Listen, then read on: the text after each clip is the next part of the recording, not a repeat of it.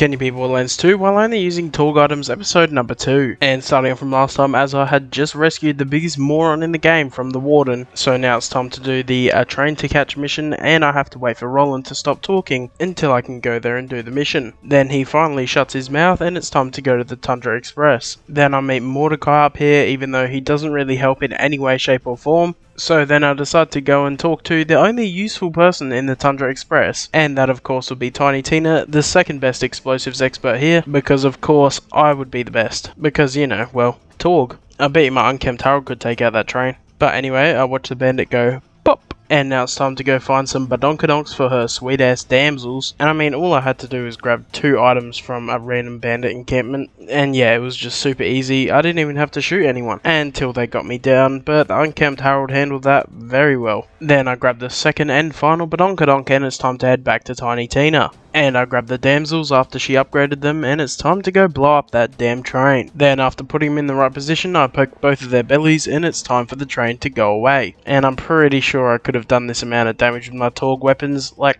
come on, they're TORGUE. They're the masters of explosions. Now it's the moment that I have been waiting for, and it's time to see what will win, a level 9 TORGUE pistol or a level 15 giant Hyperion robot. And it turns out that the TORGUE pistol absolutely destroys the Hyperion robot.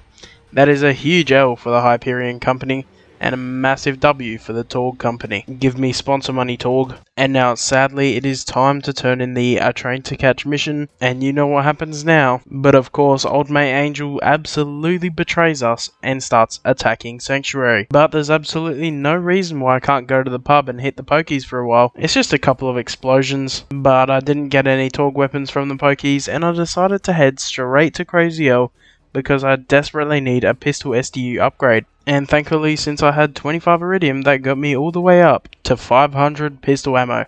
That will hopefully do. But now I guess I gotta help Sanctuary from being attacked. And after cycling the first 2 ignition primers, I'll start watching Scooter handle the third one. And it's pretty weird because I swear it's just a button. And I know he's like a little bit special in the head, but he is a world-renowned mechanic. Come on, Scooter, what are you doing there? Then I had to go find Roland, and he's just sitting there taking a nap under some cement slabs. Like, what are you doing? So I grab all the iridium chunks around him and give them to Lilith. But first I have to teabag the stuck Roland. Then eventually I get the iridium pieces to Lilith. And she obviously hates me, so she teleports me out of the city. What an absolute rat. Then I watch as all of my friends disappear from my eyes, obviously, except Lilith and Roland. So now I have to go and catch up to them. And the first place I get to is the fridge, but I found no food there, so you throw me mixed signals, man. And I make it all the way through the fridge as quick as I can and make it to Highlands Outwash. And this sign tells me that there are invisible assholes around, so I decide to continue, but with caution. And a few minutes later I make it to the Hyperion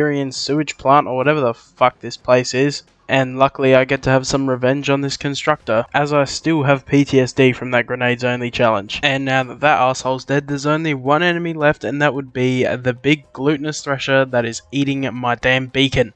And this is officially the first enemy that's given me trouble since I've picked up this unkempt Harold, because it killed me once and nearly killed me at least 3 times during the second fight. But I ended up killing him, I grabbed the supply beacon, and it's time to head to Overlook. And during the fight of Overlook, I destroy another PTSD machine. Then a few minutes after that, I finally make my way back to Sanctuary, because this mission, while it is quite annoying, it isn't hard whatsoever as long as you can kill that glutinous thresher. Then I get back to Sanctuary and I turn in the mission, getting me straight to level 14. Then after 5 minutes of saving and quitting and searching all of the shield vendors, I eventually find a TORGUE shield, but it is really not that great.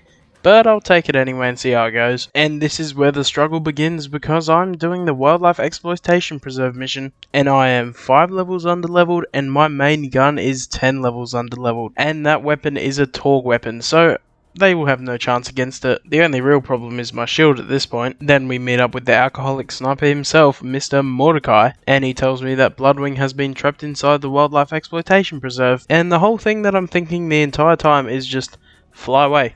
It ain't that hard. What a stupid bird. And then I get down to the shipping yard entrance and I now have to disable 3 robots for the attention. And it worked because it turns out they opened the door just to rescue those disabled robots. Then I see Pimon and Tumba, and because I like them, I'll leave them alone and it's definitely not because I have absolutely zero chance of killing them both. Then I enter the natural selection annex because of course I will be farming the loot midgets. They will be the thing that decides how long this run is going to take, because if they want to take 6 hours to drop a legendary Torgue item, then they can take that long. It's completely up to them. It could take years. But obviously, it probably won't. I mean, hopefully, right? But seeing as there's 3 legendary Torgue items that are useful in the world drop pool, and there are a total of 67 different legendaries that you can get, this could be quite time consuming. Then after finally figuring out a way to properly kill the super badass loader with no possible ways of dying, which is basically just using this giant crate as a shield, I finally make it to the loot midgets, and they are harder than I thought. I don't know why I thought they were going to be easier than the super badass loader, but I was dead wrong. And I'm going to say that the only reason that they were so hard is because the Unkempt Herald has such a wide bullet spread, and those things are so damn small that only 1 or 2 of the projectiles will actually hit the damn things. And I figured out that at this level, it takes me 10 whole minutes just to get back to the midgets again. Then on the second run and the first legendary so far, it turns out to be this. Ah, what do we got here? Oh, yes, yes, yes. I could not think of a better weapon apart from the Unkempt Herald than this. Well, there goes all the stuff about this taking absolutely forever, because I could get all the way to the Sawtooth Cauldron just with this. And if you're wondering why I'm saying the Sawtooth Cauldron, then you're just gonna have to wait and find out. But I decided to continue farming these loot midgets, because, well, number 1, them and all the enemies outside are very good XP, and 2, I still kind of want an Unkempt Herald just in case. But also, to be fair, I'm now only level 15 and the Kablaster is a level 19 requirement, so I'm going to have to wait quite a while before I can actually use that gun.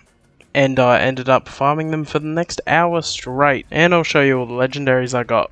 And we start off with maybe the best non-Torgue gun in the game, and that of course is the Logan's gun. Then the very next midget I killed dropped the Slagger. And then after that, about 10 minutes later, I get a very nice looking sniper rifle, but sadly it isn't made by Torgue, and that would be the Pitchfork. Then 20 minutes later I got another amazing sniper rifle, but can anyone tell me why it's called the White Death instead of the Lyuda? I know it's the Lyuda, it's the exact same gun, it's just got a different name this time. I don't know why. But then after finding that White Death or Lyuda or whatever you want to call it, I tried just one more run, but I didn't get anything.